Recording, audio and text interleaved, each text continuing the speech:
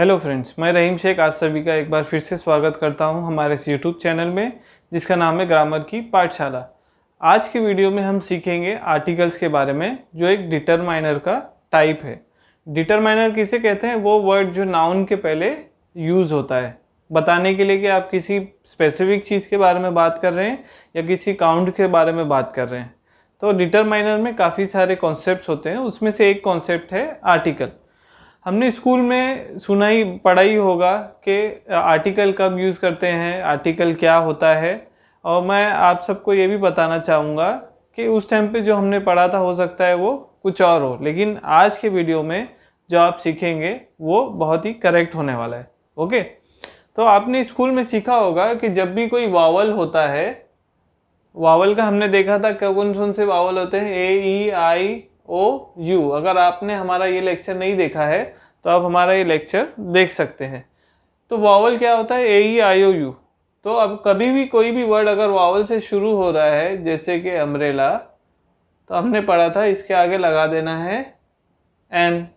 और अगर कोई कॉन्सोनेंट है, कॉन्सोनेंट से शुरू हो रहा है कोई वर्ड, तो यहाँ पे आपको लगा देना है ए। ठीक है, ये हमने स्कूल में सीखा है। ओके, लेकिन अब आपको इसको अनलर्न करना है। अनलर्न करना है मतलब इसको भूल जाना है। अब आपको इसको नए सिरे से पढ़ना होगा। ठीक है, ये इसको आपको भूल जाना है। कैसे, वो मैं आपको बताता हूँ। चलिए कुछ एग्जांपल्स देखते हैं। अभी मैंने यहाँ पे बोर्ड पे आपके लिए 4 एग्जांपल्स लिखा है जो आपने स्कूल में सीखा होगा। उसके हिसाब से हम यहाँ पे आंसर लिखने की कोशिश करते हैं कि कहाँ पे ए आएगा, कहाँ पे एन आएगा। तो आपको यही लिखना है कि कहाँ पे ए आएगा, कहाँ पे एन। तो यहाँ पे जो पहला लेटर है, यहाँ पे पहला जो हमारा जो पहला एग्जाम्पल है वहाँ पे ऑनेस्ट मैन। आप क्या करोगे, यहाँ पे लिखा हुआ है एच। एच क्या है? कॉन्सोनेंट। तो आप क्या लिख दोगे? ए, क्योंकि कॉन्सोनेंट के आगे आपको पता है ए लगाते हैं। यहाँ पे भी एच है तो यहाँ पे भी क्या आ जाएगा? ए। यहाँ पे यू से शुरू हो रहा है, यू वावल है तो एन आ जाएगा, यू वावल है तो एन आ जाएगा। अगर आप ये करते हैं तो आपका चारों आंसर रॉन्ग हो जाएगा। चारों आंसर क्या हो जाएगा? रॉन्ग हो जाएगा। इसलिए मैं कह रहा था कि आपने जो वो पढ़ा था उसको आपको अनलर्न करना है। ठीक है, तो अभी हम सीखेंगे कि करेक्ट वे क्या है यूसेज ऑफ ए एन और दा का। ठीक है, चलिए हम आगे बढ़ते हैं। आर्टिकल्स को 2 भाग में डिवाइड किया गया है। 2 भाग में डिवाइड किया गया है। एक है इनडेफिनिट, इनडेफिनिट आर्टिकल्स कहते हैं, और दूसरे को कहते हैं डेफिनेट आर्टिकल्स। क्या कहते हैं? Definite articles. इनडेफिनिट आर्टिकल्स इसलिए कहते हैं ये क्योंकि चीज़ें को, जो भी चीज़ होती है उसको इनडेफिनेट कर देता है। मतलब कि आपको पता नहीं चलेगा कि किसके बारे में बात हो रही है। ओके, तो ये इनडेफिनिट इसके लिए कहा गया है। और इसको डेफिनेट क्यों कहा गया है? क्योंकि ये डेफिनेट स्पेसिफिक चीज़ के बारे में बात करता है, स्पेसिफिक चीज़ को ये अंडरलाइन करता है। इसके लिए इसको हम क्या कहते हैं? डेफिनेट। ए और एन जो इनडेफिनेट होता है उसमें क्या क्या यूज़ होता है? ए और एन। और डेफिनेट के लिए यूज़ होता है द। ठीक है, इनडेफिनेट आर्टिकल जो होता है ये कभी भी यूज़ होगा सिंगुलर काउंटेबल नाउन्स के लिए। किसके लिए? Singular countable noun. अगर आपने हमारे नाउन और टाइप्स का वीडियो नहीं देखा है तो आपको वो पहले देखना चाहिए कि सिंगुलर काउंटेबल नाउन्स किसे कहते हैं। और जो डेफिनेट आर्टिकल है वो यूज़ होता है सिंगुलर काउंटेबल नाउन्स के लिए भी यूज़ होता है, सिंगुलर एंड प्लूरल के लिए भी यूज़ होता है, और अनकाउंटेबल नाउन्स के लिए भी यूज़ होता है। ठीक है,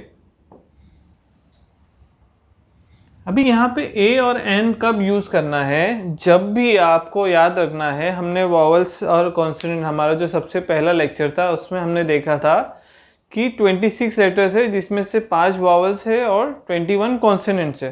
5 वॉवल से 20 साउंड्स आते हैं और 21 कॉन्सोनेंट से 24 साउंड्स आते हैं। बराबर, टोटल मिला के 44 साउंड्स होता है। ओके, वही साउंड्स को आपको यहाँ पे देखना है। ओके, अभी आपको यहाँ देखना है कि ए और एन कैसे यूज़ होगा। ओके, तो मैंने क्या कहा, साउंड पे आपको ध्यान देखना है।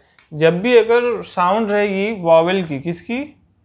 साउंड ऑफ वावल, जो भी नाउन है अगर वो स्टार्ट हो रहा है कोई वावल साउंड से तो हम एन यूज़ करेंगे, ठीक है। और अगर वो साउंड आ रही है किसी कॉन्सोनेंट की, किसकी, कॉन्सोनेंट की, तो आप क्या यूज़ करोगे, ए। ये याद रखना है आपको। जब भी कोई नाउन का जब भी कोई नाउन है अगर उसका इनिशियल लेटर या इनिशियल साउंड जो है वो वावेल की आती है तो हम क्या यूज़ करेंगे, एन। और अगर कॉन्सोनेंट की साउंड आ रही है तो हम क्या यूज़ करेंगे, ए। ओके, फॉर एग्जाम्पल अगर हम यहाँ देखते हैं, वावल का एग्जाम्पल लेते हैं, एन, एंट, है ना। इसका साउंड किसका आ रहा है, ए का, ए।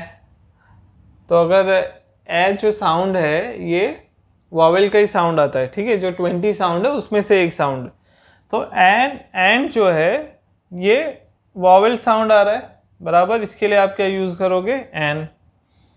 और एक एग्जांपल ले लेते हैं, एंड अम्ब्रेला, ठीक है। अ साउंड भी किसका है, वावेल का, तो ये क्या हो जाएगा आपका, एन यूज़ करोगे, ठीक है। अगर कॉन्सोनेंट देखते हैं तो हम यहाँ पे लिखेंगे अ बुक। क्या लिखेंगे, अ बुक। किसकी साउंड आ रही है, बी की, तो इसके लिए क्या आ जाएगा, ए।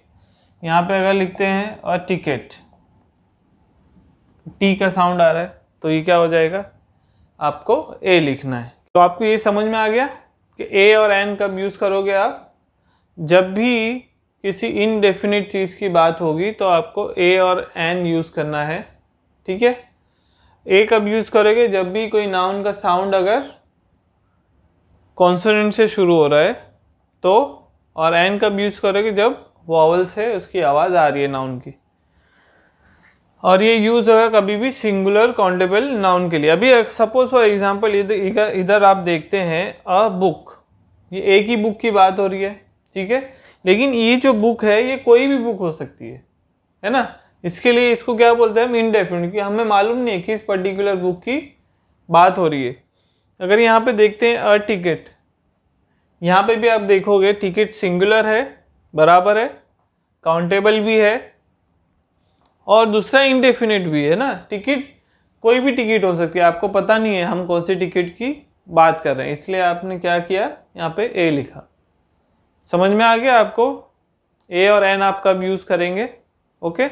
ये सारा चीज़ बेस होता है साउंड पे, आपको ये ध्यान रखना है। और यहाँ पे अगर आप देखें, एक और एक चीज़ मैं बताऊँ आपको जो हम अभी जस्ट डिस्कस कर रहे थे, कि अगर ऑनेस्ट आता है, क्या आता है, ऑनेस्ट। ऑनेस्ट में क्या होता है कि जो एस होता है ये साइलेंट होता है, क्या होता है, साइलेंट, तो इसलिए यहाँ पे एन आता है। और ये जो ऑनेस्ट की बात हो रही है ना, तो ये साउंड जो है ये आर्टिकल का है, इसलिए हम क्या यूज़ करते हैं, एन। इसी तरीके से जब यूनिवर्सिटी होती है या यूनियन होता है उसमें भी वाई का साउंड आता है, किसका, वाई यू, ओके। इसके लिए वहाँ पे क्या यूज़ करना है आपको, ए यूज़ करना है, ओके। वो है तो वर्ड यू से शुरू हो रहा है लेकिन साउंड जो है वो वाई का आ रहा है, वाई क्या है, वो कॉन्सोनेंट है, ठीक है। इसलिए आपको ये ध्यान रखना है, everything is based on the sound. Definite मैंने जैसे बताया आपको, डेफिनेट आर्टिकल्स में आप द यूज़ करते हैं, क्या यूज़ करते हैं, द, फॉर एग्जाम्पल। और यहाँ पे सिंगुलर और प्लूरल काउंटेबल भी यूज़ होगा और अनकाउंटेबल नाउन भी के पहले भी आपको द यूज़ करना है। फॉर एग्जाम्पल अगर मैं यहाँ पे कहूँ द बुक इज माइन, ठीक है, तो यहाँ पे क्या हो रहा है, मैं बोलना चाह रहा हूँ वो जो बुक है वो मेरी है, द बुक, तो मैं किसी पर्टिकुलर बुक के बारे में बात कर रहा हूँ, इसलिए आपने क्या यूज़ किए, द, ओके। इसी तरीके से अगर मैं बोलूँ, यहाँ पे क्या लिखा मैंने, द पेन इज ग्रेट, है ना, तो यहाँ पे क्या मतलब हो रहा है, वो जो पेन है वो ग्रेट है, तो यहाँ पे कहीं ना कहीं मैं किसी एक पर्टिकुलर की पेन के बारे में बात कर रहा हूँ। अगर यहीं पे आपको जनरल में देखना रहता कि जनरल में इनडेफिनेट में कैसा यूज़ हो सकता है, तो यहाँ पे आप क्या लिख सकते थे, अ बुक इज माइन। अब यहाँ से कुछ पता चलेगा, नहीं पता चलेगा आपको। इसके लिए आप ए नहीं यूज़ करेंगे, द यूज़ करेंगे। अभी जो इनडेफिनिट आर्टिकल्स था हमने देखा था कि सिंगुलर नाउन के लिए यूज़ होता है, सिंगुलर काउंटेबल नाउन्स के लिए। तो और कौन कौन सी जगह पे यूज़ होता है हम वो देखते हैं, ठीक है। तो आप एक चीज़ देखिए, जब भी कोई न्यूमेरिकल नंबर 1 होगा, ठीक है, तो उस जगह पे भी आपको इनडेफिनेट आर्टिकल यूज़ करना है। For example 12 inches make a foot. तो आपने यहाँ पे देखिए क्या यूज़ किया, अ फुट, ओके। इसी अ फुट की जगह यहाँ पे मतलब क्या होता है, 1 फुट। क्या होता है, 1 फुट। तो आप 1 की जगह क्या यूज़ कर रहे हैं, अ फुट, ओके। इसी तरीके से अगर हम देखें यहाँ पे क्या बोल रहे हैं कि not a man move from his place, मतलब कोई भी एक आदमी भी अपनी जगह से नहीं हिला। तो यहाँ पे भी आप देख रहे हैं एक कौन से कॉन्टेक्स्ट में यूज़ हो रहा है, न्यूमरल 1 में। तो आपने देखा एक यूज इसका ये भी है कि जब भी न्यूमेरिकल 1 होगा, न्यूमेरिकल 1 यूज करना है, तो आप वहाँ पे इनडेफिनेट आर्टिकल ए यूज कर सकते हैं, ठीक है।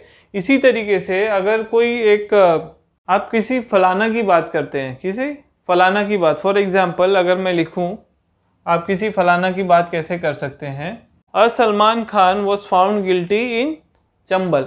अब ये जो सलमान खान है, ये असल में जो सलमान खान है, जो एक्टर है, उसकी बात नहीं हो रही है, ठीक है। एक कोई सलमान खान होगा जो अपने विलेज में, चंबल में है, ठीक है, उसके बारे में बात हो रही है, ठीक है। तो यहाँ पे भी आप क्या यूज़ करोगे, इनडेफिनेट आर्टिकल ए। जब आप किसी फलाने की बात करते हैं तो आप क्या यूज़ कर सकते हैं, इनडेफिनेट आर्टिकल ए, ठीक है। ये आपको समझ में आ गया। या आप किसी प्रॉपर नाउन को यूज़ करोगे कॉमन नाउन के लिए, तो वहाँ पे भी आप इनडेफिनेट आर्टिकल यूज़ कर सकते हैं। फॉर एग्जाम्पल अगर मैं यहाँ पे लिखूं,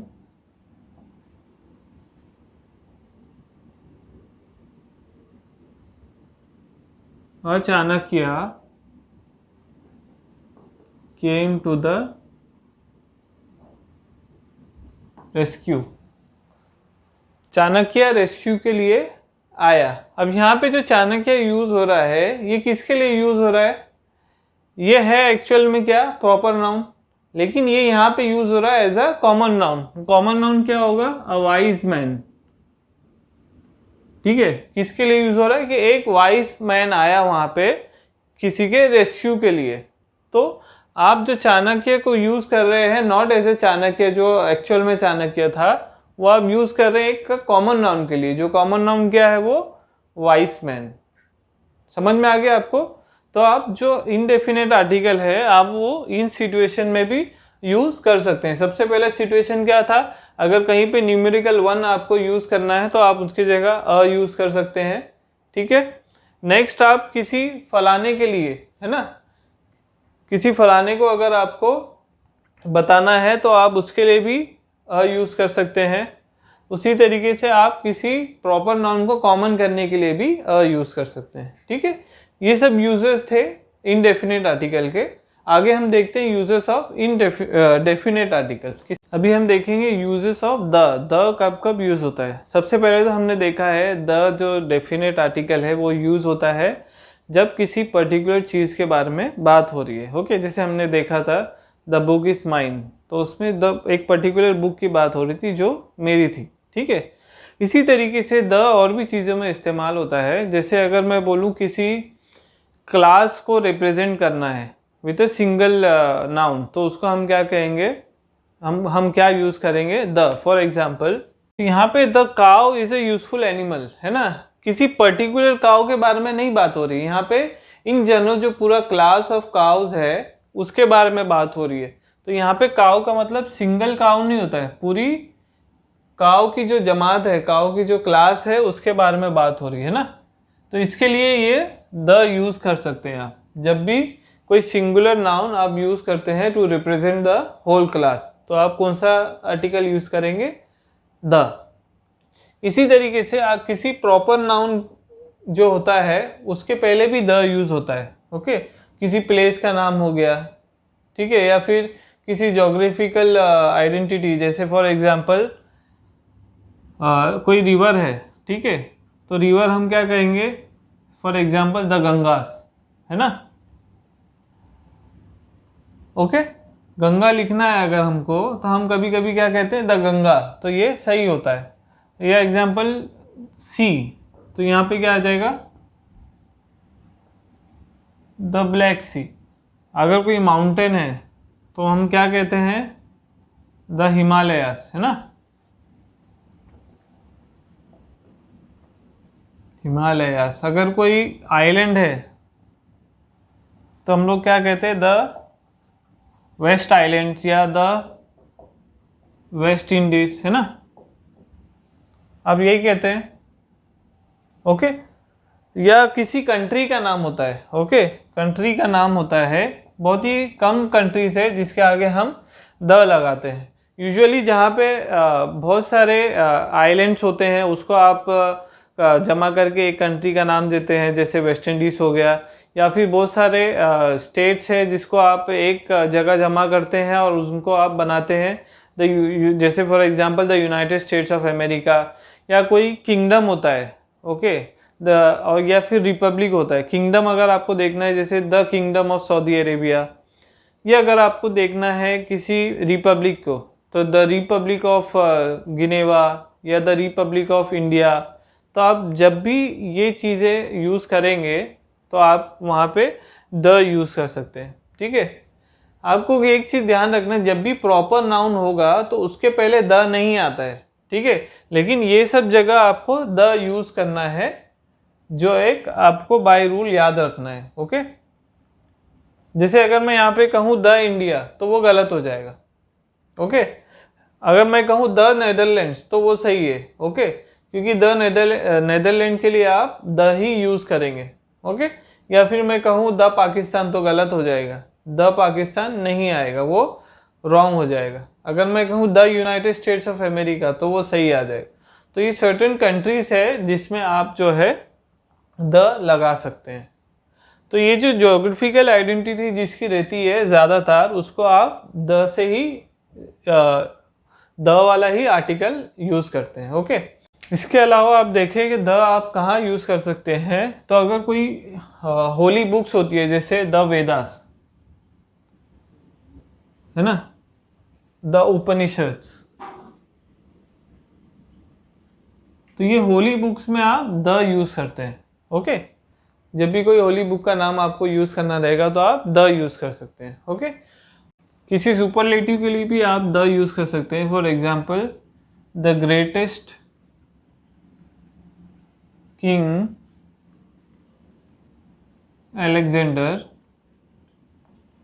फॉट मैनी बैटल्स। ठीक है, तो जो ग्रेटेस्ट है ये एक सुपरलेटिव डिग्री है।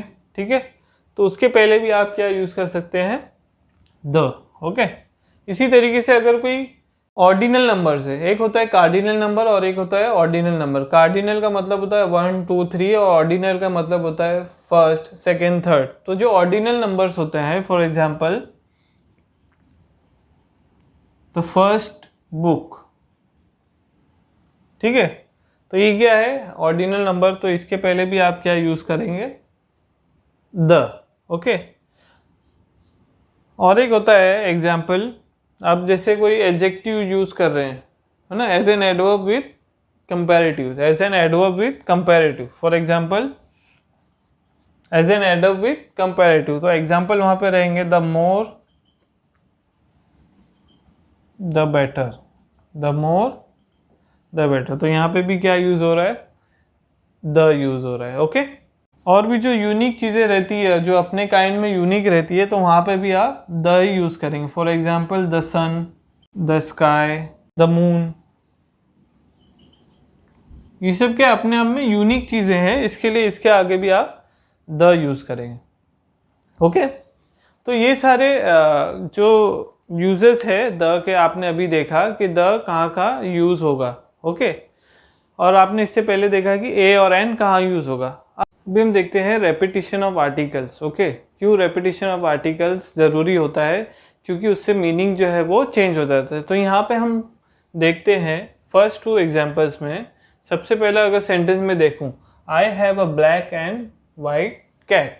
अब इसका मतलब क्या है कि मेरे पास एक ब्लैक एंड वाइट कैट है ना। मतलब एक कैट है जो ब्लैक एंड वाइट है, मतलब उसका आधा जिसमें ब्लैक होगा या आधा जिसमें वाइट होगा, या वाइस वर्सा। ओके, तो यहाँ पे ये चीज़ होती है। सेकेंड जो स्टेटमेंट है आप अगर देखोगे, और यहाँ पे जो हमने एक ही आर्टिकल यूज़ किया है, कौन सा, एक ही आर्टिकल यूज़ किया है, और यहाँ पे I have a black and a white cat. ठीक है, अभी यहाँ पे 2 आर्टिकल यूज़ हो रहा है। तो अब ये सेंटेंस का मतलब क्या होता है कि मेरे पास एक ब्लैक और एक वाइट कैट है। मतलब यहाँ पे टोटल 2 कैट है, जो एक है वो ब्लैक है और दूसरी जो है वो वाइट है। तो आपको फ़र्क समझ में आया, जब आप एक आर्टिकल यूज़ कर रहे थे तो वहाँ पे आपका मीनिंग कुछ और हो रहा था। अब यहाँ पे जब 2 आर्टिकल यूज़ हो रहा है तो उसका मीनिंग कुछ और है। तो आपको जब भी यूज़ करोगे आर्टिकल, है ना, रिपीट करोगे, तो आपको वो चेक करना पड़ेगा कि सेंटेंस का मीनिंग जो है वो चेंज नहीं होना चाहिए। थर्ड सेंटेंस देखते हैं, the CEO and MD is on leave. तो यहाँ पे अगर आप मतलब देखोगे, जो CEO और MD इज ऑन लीव, मतलब क्या है कि ये दोनों एक ही है। CEO जो है वही MD है और जो MD है वही CEO है। ठीक है, इसके लिए हमने यहाँ पे इज भी यूज़ किया है। तो यहाँ पे जब भी तो यहाँ पे अगर दोनों एक ही चीज़ है तो आपने एक ही आर्टिकल यूज़ किया, एक ही बार यूज़ किया, क्योंकि दोनों जो CEO है वही MD भी है। ओके, इसके लिए आपने एक ही बार यूज़ किया। लेकिन जब आप नेक्स्ट देखोगे सेंटेंस, यहाँ पे क्या है, the CEO and the MD, है ना, the CEO and the MD are on leave. मतलब जो CEO है वो भी छुट्टी पे है और जो MD है वो भी छुट्टी पे है, और ये दोनों जो है अलग अलग पर्सनैलिटी है ना, ये दोनों है जो अलग इंडिविजुअल है। इसके लिए आपने 2 आर्टिकल यूज़ किया। समझ में आ गया। और इसे यूसेज हम कैसे कह सकते हैं, यहाँ पे देखिए आप, the third and the fourth chapter. The third and the fourth, आप क्या कह रहे हैं, तीसरा भी चैप्टर और फोर्थ चैप्टर भी, आप ऐसा भी लिख सकते हैं, या फिर the third and fourth chapter, आप ऐसा भी लिख सकते हैं। ओके, तो आपको एक सिंगल यूज़ कर रहे हैं तो आप ऐसा लिखेंगे, थर्ड एंड फोर्थ चैप्टर्स।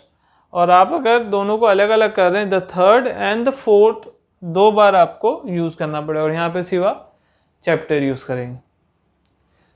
तो ये कॉन्सेप्ट भी आपको समझ में आ गया। जब भी रिपीटेशन होता है तो उसका मीनिंग क्या होता है, जब रिपीटेशन नहीं होता है तो उसका मीनिंग क्या होता है। अभी तक हमने देखा कि आर्टिकल्स कहाँ कहाँ यूज़ होना चाहिए। अब हम देखेंगे आर्टिकल्स कहाँ यूज़ नहीं होना चाहिए, ये भी मालूम पड़ना चाहिए। क्योंकि जहाँ पे यूज़ होना चाहिए अगर आप वहाँ पे नहीं यूज़ करेंगे तो भी गलत है, जहाँ पे नहीं होना चाहिए वहाँ पे यूज़ करोगे तो भी गलत है ना। दोनों ही चीज़ें गलत है।